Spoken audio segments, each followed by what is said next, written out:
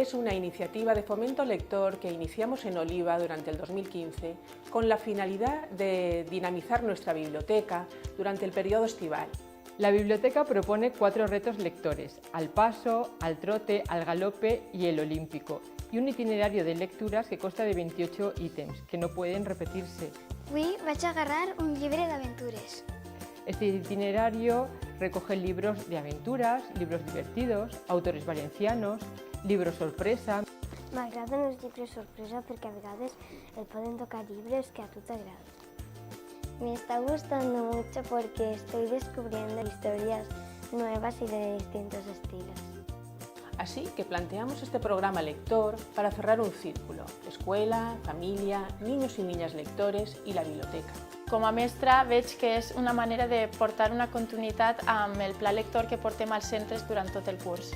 Lo mejor de todo es ver cómo los participantes disfrutan de esta actividad que les acerca a la lectura de una manera lúdica y divertida y que además tiene premio. Porta la ressenya d'este llibre.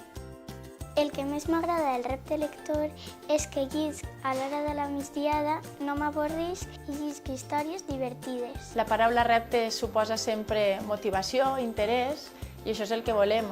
Para poder conseguir un reto han de leerse 6 libros y realizar una reseña del libro que indique la bibliotecaria. Y en ella también se divierten porque tienen que utilizar la imaginación, algunos materiales y disfrutan y se entretienen mucho durante el verano.